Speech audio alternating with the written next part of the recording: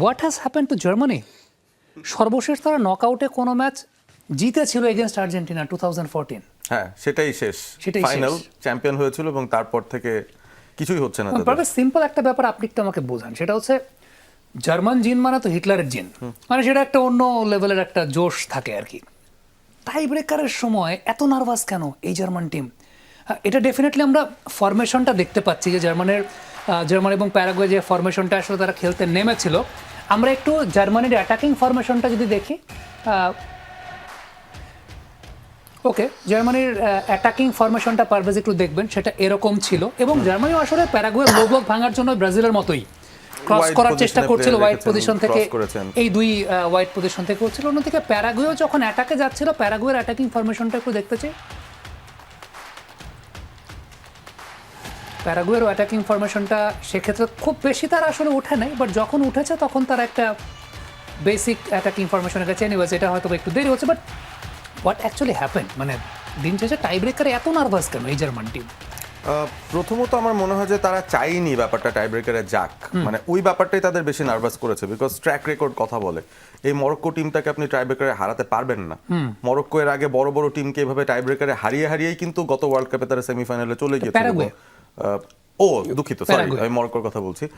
প্যারাগুয়ের এই টিমটার ব্যাপারে যদি আমি আলাদা করে বলি, সেখানে হচ্ছে বেসিক্যালি লাস্ট ম্যাচটাতে তারা একটা ল্যাটিন টিমের সঙ্গে হেরেছে, হুইচ ওয়াজ ইকুয়েডর।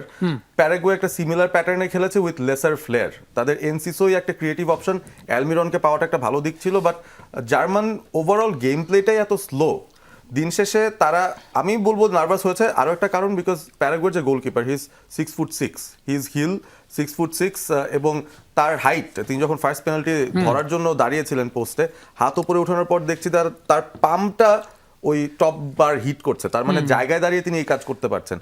ওইটাও একটা নার্ভাস হওয়ার কারণ থাকতে পারে। এবং আপনি তো দেখেছেন জার্মানির হয়ে কারা কারা পেনাল্টি নিচ্ছেন। কাই হ্যাভার্টজ, যিনি মানে চ্যাম্পিয়ন্স লিগেও ধরেন মিস করছেন পেনাল্টি, তার একটা রেকর্ডই আছে সেরকম। ভোল্টা মাডাকে নামিয়েছে, আরেক স্ট্রাইকার, তিনিও পেনাল্টি মিস করলেন। মানে জার্মান স্ট্রাইকাররা যাদের কাছ থেকে সবচেয়ে বেশি নির্ভর করবেন, তারাই যদি ধরেন অর্ডিনারি লেভেলের পেনাল্টি নেন, যেটা আপনার সেভিং রেঞ্জে পড়ে যায় কিপারের, সেটা আসলে খুব ডিসঅ্যাপয়েন্টিং ছিল ডেফিনেটলি। সো আপনি আসলে ফরওয়ার্ডদের না দিয়ে আর কাকে দেবেন? প্রথম 5টার মধ্যে যদি 2জন ফরওয়ার্ডই আপনার মিস করে, আপনি কি করবেন? তো তারপরও কিন্তু আমি বলবো যে ম্যানুয়াল নয়ার সেই জিনটাকে বের করে নিয়ে এসেছিলেন। টানা 2টো সেভ দরকার ছিল, একটা তো বাইরে চলে গেছে, অন্যটা নয়ার সেভ করেছিলেন। So it went to a situation যেখানে একটা করে পেনাল্টির নির্ধারণ হবে।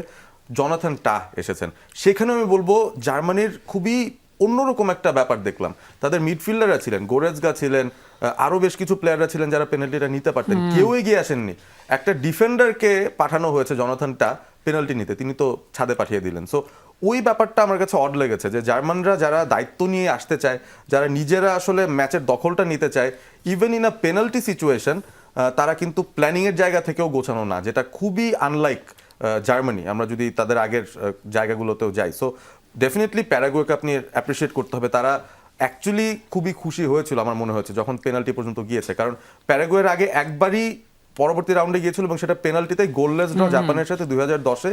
দে went to the next round without scoring a goal through penalty shootout. So এটা তাদের জন্য একটা টেইলার মেড মনে হয়েছে যে এগেন্স্ট জার্মানি তারা পারতেই পারে।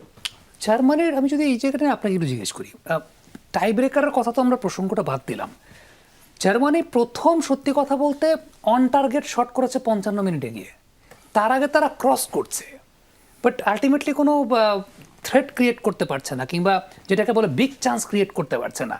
সো পুরো প্ল্যানিংটা, পুরো জায়গাটাতে অগোছালো মনে হয়েছে কিনা জার্মানিকে? আসলে জার্মানির পারফরমেন্সে আসলে এখানে বায়াসনেস কাজ করেছে নাগলাসম্যানের। চাইলে ওরা কিন্তু মুসিয়ালাকে খেলাতে পারতো, মুসিয়ালা ওদের মেইন ক্যারেক্টার ছিল। সো মুসিয়ালাকে বেঞ্চ করে আসলে উন্দাপকে খেলানো, এটা আসলে সারপ্রাইজিং প্যাকেজে ছিল। কারণ উন্দাপ হচ্ছে একটা সাবস্টিটিউটে নেমে গোল করে, ও তো লাস্ট 2 ম্যাচ দেখলে আমরা দেখতে পারবো ডাবল গোল করেছে আইভরি কোস্টের সাথে, ম্যাচ উইনিং গোল। সো এখানে লিরো সানের একটা গোল ছাড়া পুরো টুর্নামেন্টে তেমন কোনো এফেক্টিভ কিছু ছিল না। চাইলে ওই জায়গায় কিন্তু মুসিয়ালাকে খেলাতে পারতো। তো এখানে আসলে জার্মানির ওভারঅল প্ল্যানটা ছিল, ওরা একটু ইজিলি ভাবে নিয়েছে। তারা টাইব্রেকার নিয়ে কোনো প্রিপারেশন ছিল না।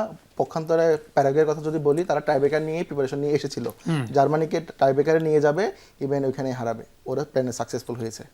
এই জার্মান টিমটা দেখে অবাক লাগে কিনা? আপনি তো অনেকদিন ধরে জার্মান টিম দেখেছেন। হ্যাঁ, 14 সালের জার্মান টিম, আমরা যে জার্মান দেখে স্পিডি জার্মান দেখে অভ্যস্ত, যে অপোনেন্ট সবসময় একটা ভীত সন্ত্রস্ত থাকবে, বল 10 সেকেন্ডের ভিতরে এই পোস্ট থেকে ওই পোস্টে চলে যাবে, এই জার্মান থেকে আমরা সেটা অ্যাবসেন্ট। যেটা আমরা বুন্দেস লিগায় এইকে কোচ যখন ক্লাবের কোচ ছিল, তার যে প্ল্যানগুলো, তার যে প্লেয়ার বাছাইগুলো, খেলার ধরনগুলো, কিন্তু জার্মানি এই দলে সেটা টোটালি দেখা যাচ্ছে না। টোটালি সেই জার্মান আর এই জার্মান মনে হয় যেন সম্পূর্ণ আলাদা অনেক কিছু। পার্থক্য।